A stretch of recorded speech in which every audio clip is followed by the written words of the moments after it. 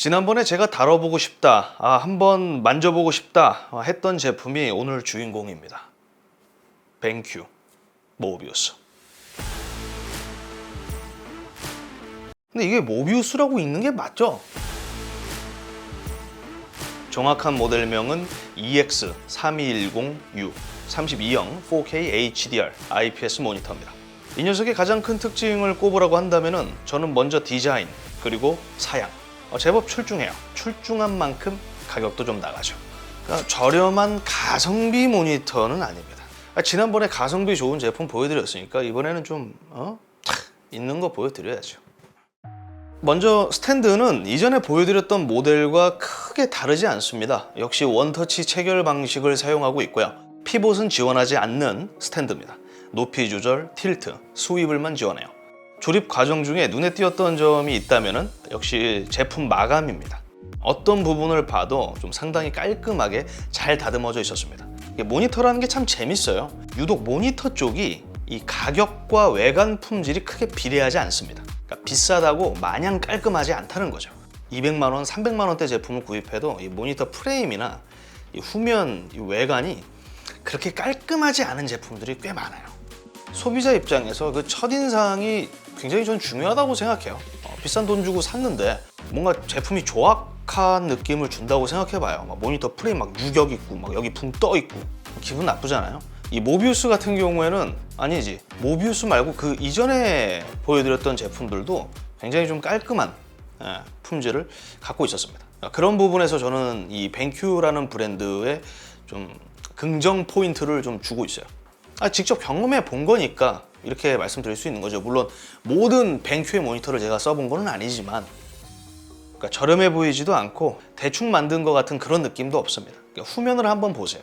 멋있죠? 물론 엄청 독특하거나 새로운 느낌은 아니지만 과하지 않고 깔끔한 편입니다. 특히 모비우스 폰트도 좀 상당히 공들여서 만든 것 같고요.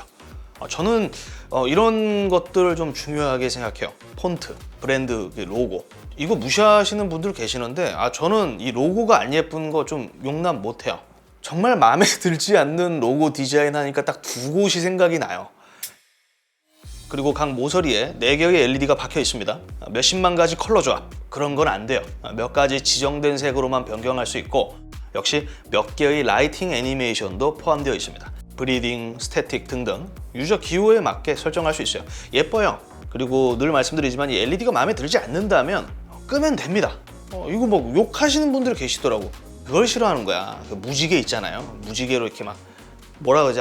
이 단어가 생각이 안 나는데 막 빨주 노초 파란불 이렇게 막, 그러니까 그걸 싫어하시는 것 같아. 근데 저는 평소에 그렇게 쓰는구나. 재밌는 점이 있다면은 후면은 이렇게 좀 많이 다르잖아요. 근데 전면은 기존 뱅큐 시리즈와 큰 차이를 두고 있지 않습니다. 지난번에 제가 한 2개를 보여드렸잖아요. 이 시리즈. 그것들하고 거의 똑같이 생겼어요. 전면이. 그러니까 뭐 뱅큐의 디자인 특징을 고수하면서 이질감 없는 새로운 게이밍 모니터 디자인을 완성했다. 디스플레이 하단 프레임이 살짝 좀 두꺼운 감이 있어요. 일반적인 모니터들에 비하면은. 근데 그 이유는 이제 대부분 잘 아실 거라고 생각합니다. 제 채널을 구독하신 분들이라면. 몇 번을 말씀드리는지 모르겠어요. 이거 3번째예요, 3번째. BI 플러스 기술을 위한 저 수염 때문입니다. 그러니까 센서부죠. 각종 센서들이 저 안에 다 포함되어 있어요. 조도, IR 센서 등이 이제 들어가 있는 거죠. BI 플러스 기술은 짧게 요약하면은 지능적 밝기 기술입니다. 그러니까 주변 환경, 이 조도에 따라서 모니터 화면 밝기를 좀 최적화하는 거죠. 인터페이스 이야기를 또 안 할 수가 없죠. HDMI 2.1 2개, DP 하나, 다운스트림, USB 3.0 포트 4개를 지원해요. 먼저 HDMI 2.1이 적용됐다는 점은 역시 콘솔 유저들에게 꽤 긍정적인 반응을 끌어낼 수 있을 거라고 생각하고요. USB 허브는 다양한 장치들을 컴퓨터와 연결해서 사용하는 유저들에게 이득입니다. 한 가지 아쉬운 점이 있어요. 근데 USB-C가 없습니다. 그거까지 있었으면 그래도 좀 더 유저들이 행복해하지 않았을까. 모니터 조작 버튼들은 제품 밑면에 다 달려 있습니다. 근데 역시 쓸 이유가 없죠. 리모컨을 지원하기 때문입니다. 리모컨 디자인은 이전과 크게 다르지 않습니다. 그 지정된 버튼의 기능들이 좀 달라지긴 했는데 뭐 그렇게 유의미한 변화는 아니에요.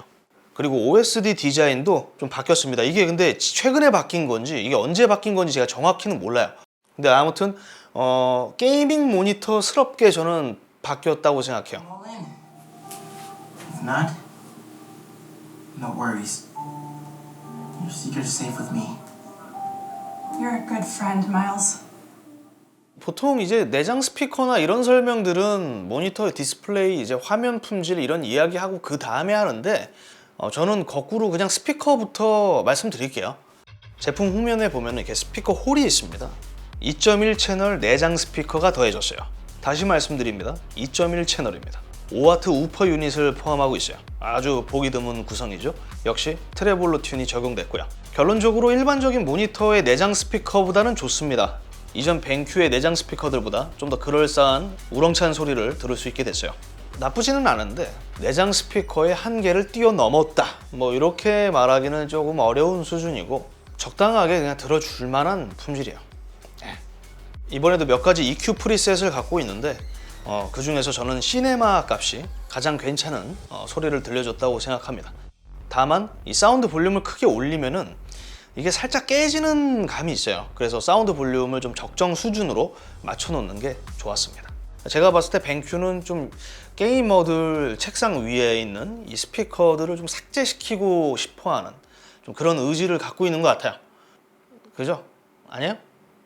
근데 벤큐에게 바라는 점이 하나 있어요. 이퀄라이저의 경우에 좀 더 디테일하게 이 유저가 이 커스텀할 수 있도록 별도 뭐 PC 소프트웨어를 제공하든지 뭐 그런 설정을 좀 넣어줬으면 좋겠습니다. 좀 더 세부적으로 유저가 튜닝을 할 수 있다면 훨씬 재밌는 경험을 제공하지 않을까요? 2.1 채널 내장 스피커를 집어넣은 것, 그거 외에도 또 신기한 거를 하나 집어넣었어요. 모니터 쪽에서는 신기합니다. 마이크를 집어넣었어요. 노이즈 캔슬링 마이크를. 여기서 노이즈 캔슬링 기능을 한 2 정도로 올려보겠습니다. 약간 좀 웨이브, 파형이 좀 달라졌는데요. 어떤가요? 이게 이제 노캔 레벨 2, 노캔 레벨 2입니다. 어쨌든 벤큐가 모니터에 이렇게 좀 재밌는 기능들을 집어넣고 있다. 이러다가 웹캠까지 집어넣을 것 같다. 이런 점들은 좀 호불호가 갈릴 것 같아요. 왜냐면은 뭔가 이렇게 뭐 다채로운, 그러니까 다양한 옵션들이 들어가는 거는 당연히 좋은데 중요한 거는 제품 가격 상승을 피할 수 없기 때문입니다. 이제 중요한 디스플레이 사양을 말씀드릴 차례입니다. 제가 이렇게 막 스펙 읊는 거 이런 거 되게 안 좋아하는데 그래도 이걸 읊지 않으면 뭐 모르시잖아요. 아니 이거 제품만 보고 이 사양이 어떤지 알 수 있는 사람이 뭐 얼마나 되겠어. 그렇잖아요. 자, 4K 퀀텀 닷 IPS 패널이 적용됐습니다. 퀀텀 닷 기술을 활용한다는 거죠. 엣지 로컬 디밍 방식이고요. 최대 주사율은 144Hz, 오피셜 응답 속도는 MPRT 1ms, GTG 2ms입니다. 빠르죠. 역시 이 응답 속도는 OD 값입니다. 벤큐는 AMA라는 표현을 쓰죠. 최대 밝기는 약 600니트, 배사 디스플레이 HDR 600 인증 제품입니다. 색 재현율은 DCI P3 약 98%, 어도비 RGB 99%로 상당히 뛰어난 색 재현율을 갖고 있어요. 트루 10비트 컬러 제품이고요. 색 재현율을 좀 중시하는 소비자들에게는 좋은 대안이 될 수 있는 모니터입니다. AMD FreeSync 프리미엄 프로 지원하고요. 그러니까 사양만 보면 갖출 건 다 갖춘 제품이에요. 어디 하나 뭐 크게 아쉬울 거는 없죠. 공식 사양만 본다면. 먼저 응답 속도 부분에서는 저는 뭐 길게 할 말이 없습니다. 전혀 문제될 게 없기 때문입니다. 상당히 빨라요. 제가 최근에 다뤘던 이 벤큐 모니터 중에서 가장 빨랐습니다.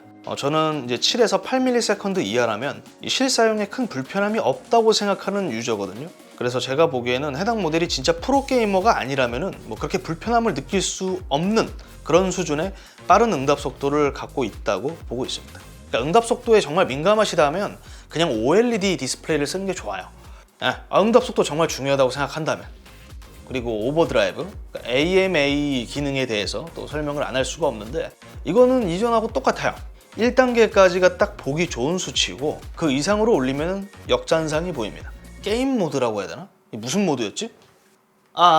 잔상 제거 모드. 그래요. 이름은 붙이기 나름이야. 잔상 제거 모드가 있어요. 전체적인 화면 밝기를 낮추고 이제 블러를 최소화한 그 잔상 제거 모드가 있습니다. 저는 안 써요. 빠른 응답 속도를 갖고 있으면서 또 동시에 144Hz의 주사율을 갖고 있잖아요. 그러니까 굉장히 좀 부드럽고 깨끗한 화면 품질을 보여준다. 저는 그렇게 보고 있고, 평균적으로 제가 써봤던 벤큐 모니터들의 어떤 공통점은 굉장히 부드럽고 빨라요. 대신에 시야각이 조금 아쉽습니다. 그러니까 IPS 계열의 모니터들 중에서, 그러니까 VA보다는 당연히 더 좋은데 IPS 계열의 모니터 중에서는 이 벤큐 모니터들이 시야각이 약간 좀 아쉬움을 남기더라고요. 근데 우리가 모니터를 이렇게 보지는 않잖아요. 그러니까 그건 좀 억지로 좀 트집 잡는 것 같으니까 패스하겠습니다. SDR 300니트의 밝기, 요것도 못 참죠. 측정해봤습니다. 전체 화이트 스크린 기준으로 측정한 밝기 값입니다. 평균 266니트, 대차게 밝지는 않습니다. 화면 설정은 sRGB, 다른 세부 옵션은 건드리지 않았습니다. 다음은 동일한 조건에서 측정된 HDR 밝기 값입니다. 평균 515니트, 10%의 화이트홀 기준 최대 피크 밝기는 약 574니트입니다. 그러니까 결론적으로 역시 밝은 화면에 큰 욕심이 있다면 윈도우 HDR 설정은 불가피합니다. 어지간해서는 HDR을 설정해 두고 쓰는 게 이득이죠. 그리고 제일 밝은 화면 설정은 역시 기본 HDR입니다. 다른 거 건들 필요 없고 건들 수도 없습니다. 기본 HDR 같은 경우에는 세부 설정을 지원하지 않아요. 반응 속도, 응답 속도랑 선명도만 조절 가능해요. 일반 디스플레이 HDR은. 이거를 TV랑 좀 비교하면 오버긴 한데, TV 같은 경우에는 HDR 모드로 해도 여러 가지 세부 옵션 조절이 가능하잖아요. 그래서 나만의 어떤 그 화면을 만들 수 있는 그 즐거움이 있는데 이 친구는 지원하지 않습니다. 대부분의 모니터들이 거의 비슷해요. PC 모니터들이. 그리고 제가 살짝 좀 의아했던 점은 보통 이렇게 동일한 조건으로 측정했을 때 HDR 피크 밝기가 훨씬 밝게 나오거든요. 배사 600 인증이라면은 피크 밝기가 한 630니트 정도는 나올 줄 알았습니다. 생각보다 광량을 좀 눌러 담은 느낌이 없지 않아요.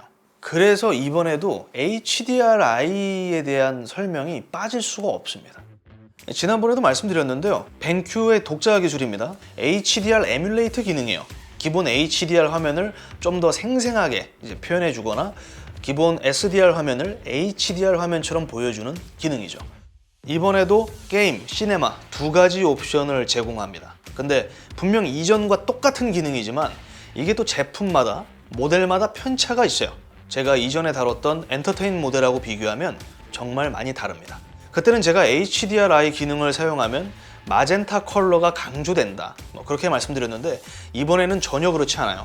훨씬 시네마틱한 리얼한 색감을 제공합니다. 정확한 컬러 표현이라기보다는 자연스러운 표현이 맞을 것 같아요. 기본 HDR 화면이 전체적으로 조금 따뜻한 느낌을 갖고 있거든요. 살짝 적색 계열이 감도는데 반면 HDRI는 녹색 계열이 좀 부각되면서 게임 속 인물의 피부 표현을 좀 더 자연스럽게 살려주고 있습니다. 대신 HDRI를 이렇게 적용했을 때 완벽한 노란색과 빨간색을 표현하는데 다소 좀 아쉬움을 남기는데, 그럼에도 이전보다 훨씬 개선된 컬러 표현을 해준다는 것은 좋았습니다. 그리고 다른 설정이 불가능했던 HDR과는 달리 상대적으로 더 많은 옵션을 제공해요. 색 온도는 변경할 수 없지만 명암 조절이 가능하죠. 이 명암 조절 해보신 분들은 아시겠지만 보통 일반적인 모니터에서 명암 조절을 하게 되면 어떻게 됩니까? 막 끌어올렸어. 확 튀죠. 오버되잖아요. 하이라이트 값들이. 이 녀석은 한 70 후반까지 끌어올려도 이미지 훼손이 그렇게 크게 느껴지지 않아요. 윈도우 그냥 기본 바탕화면 이거 말고 게임을 할 때. 그 이유가 이 라이트 튜너라는 새로운 기술 덕분이에요. 라이트 튜너. 이전부터 대부분의 IPS 모니터들이 갖고 있었던 블랙 스테빌라이저, 그것과는 반대 개념의 항목입니다. 명부를 조절하는 옵션이에요. 단순 감마 조절과는 좀 다릅니다. 전체적으로 큰 어색함 없는 좀 밝은 화면을 보여주죠. 그래서 저는 좀 게임이나 영상을 감상할 때는 게임 HDRI 기능을 좀 자주 사용했어요. 이게 아주 벤큐가 욕심을 낸 것 같아요. 제가 생각했을 때 그냥 기본 HDR 설정에 다른 이제 부가 세팅이 가능했으면 사실 게임 HDRI도 안 써도 됐을 것 같은데 요거를 이제 게임 시네마 HDRI를 쓰게끔 제약을 걸어둔 건 아닌가.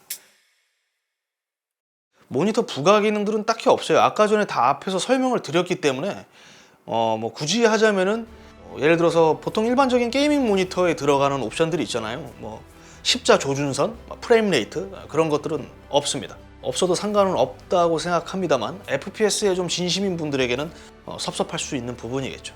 대신에 시력 보호를 위한 기능들은 이전과 똑같이 다 들어갔습니다. BI 플러스도 마찬가지고 e페이퍼, 퓨처 프로파일 그런 것들 다 들어갔어요. 그래서 시력 보호에 좀 진심인 분들에게는 역시 벤큐 제품은 제가 적극 권장할 수 있습니다. 몇 가지 새로운 옵션으로 무장한 벤큐 모비우스 EX3210U였습니다. 훌륭한 빌드 퀄리티의 깔끔한 디자인, 늘 짜릿한 4K 해상도, 퀀텀 닷으로 무장한 생생한 색감이 강점인 IPS 모니터입니다. HDR 콘텐츠 소비에 좀 많은 초점을 두고 있는 제품이죠.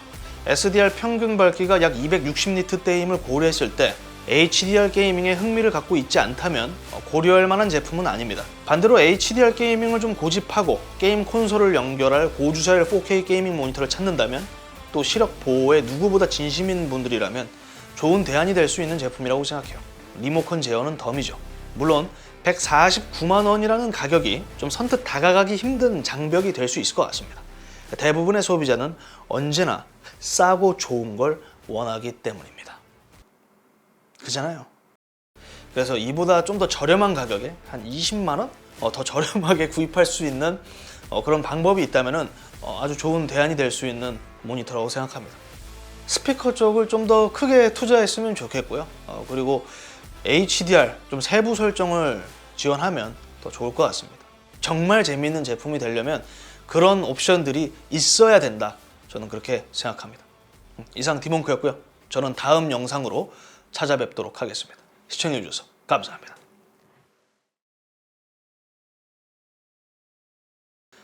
이거 이미 다 아시잖아. 4K 144Hz? 어지간한 게이밍 데스크탑으로는 저거 뽑기 힘들어요. 제가 메인 컴퓨터가 3080을 쓰고 있거든요. 아직 제가 40 시리즈로 넘어가지는 못했어. 3080도 힘들어요. 4K. 그러니까 여러분의 선택입니다.